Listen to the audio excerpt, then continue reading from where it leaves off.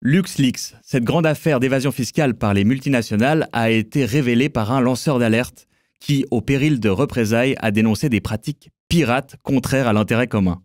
Un parfait héros de bande dessinée. Mon œil, le podcast engagé de Public Eye.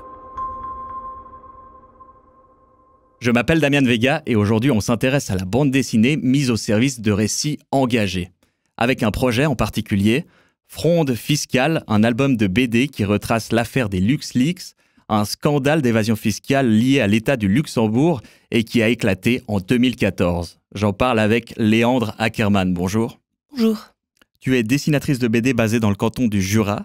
Lorsque tu dessines pas, tu défends les intérêts de la bande dessinée romande à travers la Swiss Comics Artists Association ou encore le collectif de dessinatrices La Bûche. Et c'est toi qui as croqué Antoine Deltour, l'un des lanceurs d'alerte à l'origine des LuxLeaks, dans cette BD sortie récemment aux éditions La Boîte à Bulles. Faire une BD sur l'évasion fiscale, c'est quand même une idée assez audacieuse. Comment est-ce que ce projet est arrivé sur ta table à dessin ?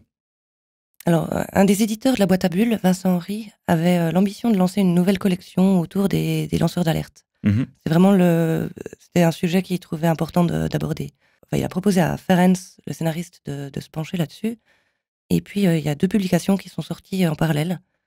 Donc, Fronde fiscale sur le parcours d'Antoine Deltour. Et puis, Soigne, maltraite et tais-toi sur le parcours de Céline Boussier, qui a lancé une alerte sur des situations de maltraitance d'enfants polyhandicapés. Concernant Fronde fiscale, vous étiez en contact avec le lanceur d'alerte en question, Antoine Deltour ? On était en contact, il a participé au projet, il nous a transmis énormément de documentation, il a été disponible pour répondre à toutes nos questions et raconter encore une fois son parcours, ce qu'il a déjà fait. Passablement de médias. Voilà, il a déjà beaucoup raconté ça dans des articles, dans des journaux, à la radio. Mais là, c'était une occasion de nous plonger un peu plus dans le détail de son parcours. Et ça, c'est aussi peut-être une sorte de curiosité personnelle et égoïste, mais c'était ce qui m'intéressait aussi, d'avoir l'occasion de me pencher vraiment dans les moindres détails d'une telle affaire. Et c'est quoi son profil ? C'est quel type de héros ? Il est très discret, très en retrait. Il a un parcours assez classique de jeune étudiant en école de commerce qui veut sécuriser son avenir. Et puis qui rentre dans ces milieux de la finance sans trop se poser de questions au départ, quoiqu'il avait déjà un esprit critique un peu développé, mais il s'est assez vite rendu compte qu'il ne servait à rien, pour le dire vite. Et il a assez vite voulu changer de direction. Donc c'est un lanceur d'alerte qui a aussi eu de la chance, parce qu'au moment où il a lancé l'alerte, et au moment où lui sont tombés dessus tous les ennuis judiciaires qui vont avec, lui, il avait déjà changé de direction. Et ça en fait aussi un lanceur d'alerte un peu unique. Vu que c'est une histoire assez complexe, je te propose d'écouter un extrait du documentaire qu'Arte lui a consacré pour poser un peu le cadre. Histoire du jour, le Zorro de l'impôt zéro. Une gueule d'étudiant comme beaucoup d'autres lanceurs d'alerte. Celui qui est à l'origine des révélations sur le système mis en place par Luxembourg pour faciliter l'optimisation fiscale des grandes entreprises s'appelle Antoine Deltour. Diplômé d'une école de commerce, il devient en 2008 auditeur dans un grand cabinet à Luxembourg, PwC, PricewaterhouseCoopers. Il croit que son métier consiste à vérifier les comptes des entreprises. Il découvre qu'il s'agit en fait d'aider les grands groupes à payer moins d'impôts. Optimisation fiscale, c'est un euphémisme, dit Antoine Deltour. Il s'agit plutôt d'une planification agressive. Ce que j'en retire personnellement, c'est pas grand-chose. Peut-être un peu de lumière médiatique, mais c'est peut-être plus un inconvénient qu'autre chose. Et sinon, voilà, je suis quand même inculpé et je sais pas si je vais être condamné à quelque chose. Pour l'instant, moi, faut que je trouve de l'argent pour payer des avocats, faut que... J'ai pris un temps partiel pour avoir le temps de gérer cette affaire-là. Pour l'instant, les conséquences sont plutôt négatives dans ma vie, quoi. Donc clairement, c'était pas dans mon intérêt. Et ce qui m'a motivé, c'est des convictions, c'est que j'ai constaté des pratiques que je les approuvais, et je suis profondément convaincu qu'il faut plus de transparence dans les centres financiers offshore, et qu'il faut plus de justice fiscale. Donc là, au moment du documentaire, Antoine Deltour va être jugé pour avoir divulgué des milliers de documents confidentiels. Est-ce qu'il a été inculpé finalement ? Il a été acquitté de tout ce qui concerne les LuxLeaks au bout d'un long parcours judiciaire quand même, avec des passages par les cours d'appel. Il a fait plein de recours. Il a fait plusieurs recours, mais il a pu s'arrêter avant la Cour européenne des droits de l'homme. Et donc ça, c'était une chance. Il a été reconnu comme lanceur d'alerte, mais il a quand même dû payer un euro symbolique pour le vol de documents qu'il n'a finalement même pas utilisé. Et comment ça se fait qu'au cours d'une vie qui paraît finalement assez rangée, il a le projet de faire carrière chez PwC, etc. Comment ça se fait qu'un jour, il se dit « je vais révéler ces documents » ? C'est là où je pense qu'il avait déjà des convictions très, très fortes dès le départ. C'est là où moi je trouve très touchant aussi, c'est qu'il a ce côté très observateur, très posé, mais on sent quand même qu'il y a bien des convictions qui bouillonnent dessous. Et pour la mettre en dessin, cette histoire, tu t'es basé sur quelle source ? On s'est basé énormément sur les sources, évidemment, étant donné qu'il y avait énormément de médias qui en ont parlé. On avait déjà beaucoup de sources vidéo, des articles de journaux. Je suis même allée visiter le tribunal de Luxembourg, ce qui n'était pas forcément nécessaire pour la bande dessinée, mais c'est une démarche que je trouvais intéressante. Mais la source la plus précieuse, évidemment, c'était Antoine lui-même, qui nous a beaucoup aidés, qui a répondu à nos questions, qui était toujours disponible pour raconter une millième fois son histoire.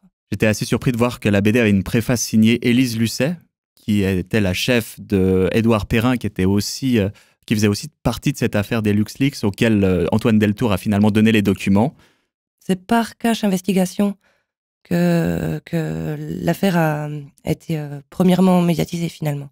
C'est pas directement les LuxLeaks, mais c'est un journaliste qui travaillait pour Cache Investigation et donc pour Élise Lucet qui présentait l'émission, qu'Antoine s'est adressé pour transmettre ses documents. Ensuite, à partir de là, ces documents sont passés dans les mains du Consortium international des journalistes d'investigation, qui ont, eux, vraiment révélé les LuxLeaks à un niveau international. Pour la mise en récit de cette histoire, est-ce que la bande dessinée apporte une plus-value par rapport à toutes les histoires qu'en ont déjà faites les médias ?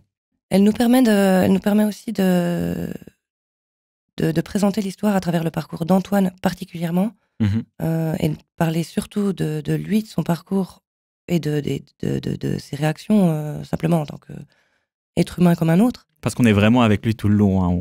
On est avec ses pensées, on est dans son quotidien. Oui, on est parti du principe de présenter cette affaire du point de vue d'Antoine, parce que c'est quand même, il a quand même été l'incarnation d'une des luttes les plus importantes. Et ça nous permettait aussi de donner de la chair à ce sujet qui est globalement assez froid et peu engageant.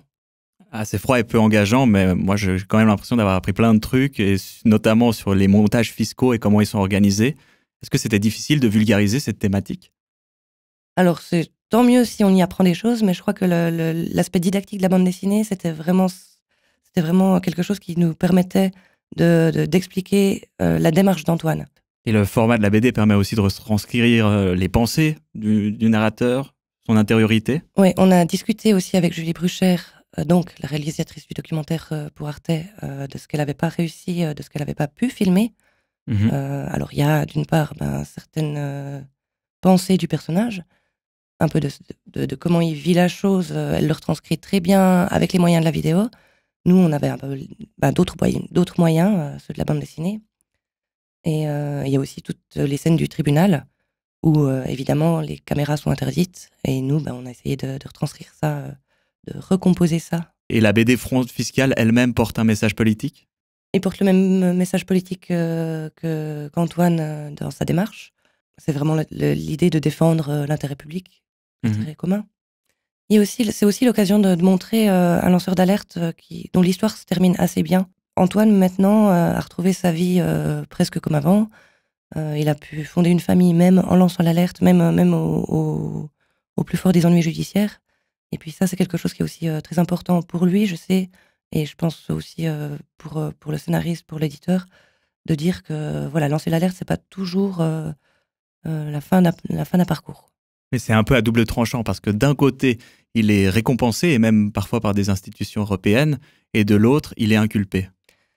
Là où c'est aussi une alerte qui est assez unique, c'est que les montages qu'Antoine a dénoncés sont parfaitement légaux. Assez souvent, quand on lance l'alerte, c'est pour des abus qui sont clairement, qui vont être reconnus comme clairement illégaux. Mais là, c'est le risque qu'il a pris, c'est de devoir encore justifier le fait que ces montages sont certes légaux, mais pas moraux. Donc Antoine, au terme d'un long parcours judiciaire, a réussi à éviter la prison. Et est-ce qu'il y a eu des changements depuis au niveau politique ? Alors, le fait d'amener ces sujets-là sur la table des politiques à l'échelle vraiment européenne, ça a clairement permis de faire évoluer la législation. En tout cas, ça a nourri les débats pour ça. Et un autre aspect, c'est que la loi sur les lanceurs d'alerte a aussi pu évoluer pour reconnaître des cas de lanceurs d'alerte qui dénoncent, par exemple, des abus légaux.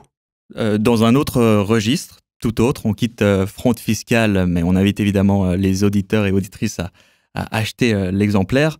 Tu t'actives aussi au sein d'un collectif de bande dessinée qui s'appelle La Bûche et dont le but est de visibiliser les dessinatrices de Suisse romande qui pratiquent la bande dessinée. Parce que la BD, aujourd'hui encore, c'est un monde d'hommes. Alors, les derniers chiffres qu'on avait à ce niveau-là, c'était à travers l'enquête des États généraux de la bande dessinée en 2016, qui donnait comme proportion 27% de femmes dans le milieu de la bande dessinée, sur la scène francophone. Alors clairement, il y a vraiment encore du travail pour qu'on puisse avoir, pour que les femmes puissent être vraiment représentées.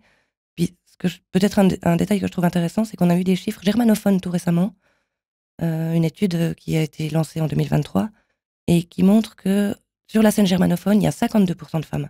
Donc les germanophones font mieux. Les germanophones font mieux, mais je pense que c'est aussi par rapport à la tradition de la bande dessinée qui est moins forte. Et d'une certaine façon, peut-être que d'avoir une moins grande tradition emporte moins le poids de la tradition aussi sexiste de la bande dessinée. Parlons-en justement.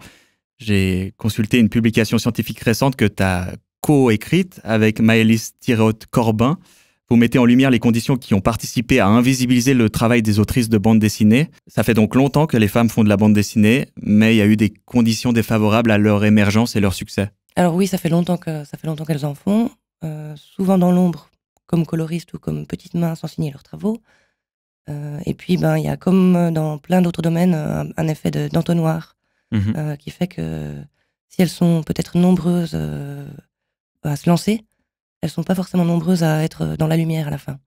On a l'exemple de Bretéché, mais c'est vraiment une exception. En 2021, à l'occasion des 50 ans du droit de vote des femmes, vous avez notamment sorti la BD hors-série Les Voix, qui est un récit illustré par 19 dessinatrices différentes. C'est quoi l'histoire ? C'est une histoire intergénérationnelle avec une grand-mère, sa fille, sa petite-fille, et la petite-fille découvre le passé militant de sa grand-mère. Le défi, c'était de partir d'un scénario écrit par Sabrina Martinez et Sarah Weber et de le rendre compréhensible à travers les différents styles de 19 dessinatrices. Donc il fallait que les personnages soient reconnaissables aux différentes époques qu'on représente et puis malgré les différences de style des dessinatrices. Je ne sais pas à quel point on peut se permettre de faire des spoilers, mais tu as d'autres projets à venir sur ta table à dessin ? Après avoir travaillé en collaboration avec des scénaristes et puis après un gros travail associatif, je vais sans doute essayer de me lancer dans un projet seul. Mais on va déjà laisser le temps à ce livre-là d'atterrir et puis prendre le temps de faire sa promotion. Voilà. Tu connais déjà la thématique du prochain livre ? Sans doute quelque chose sur la couture. Voilà. Ok. En tout cas, on mettra les liens vers tes réseaux sociaux pour que les gens puissent suivre ça. Tu prévois aussi une tournée de dédicaces ? On a une tournée de dédicaces prévue et puis il est possible qu'elle continue encore pendant quelques mois. Oui. Et c'est dispo dans toutes les librairies ? C'est disponible dans toutes les librairies, oui, très bien. Alors, on invite évidemment les auditeurs et auditrices à se le procurer. Merci beaucoup, Léandre Ackermann, d'être venu. Merci à vous pour l'accueil. Et merci à vous pour votre écoute. Comme d'habitude, si l'épisode vous a plu, vous pouvez le liker, le partager, mettre un commentaire, gentil, pourquoi pas. C'était Mon œil, le podcast engagé de Public Eye qui regarde là où les multinationales voudraient qu'on détourne le regard. À bientôt. Mon œil, le podcast engagé de Public Eye.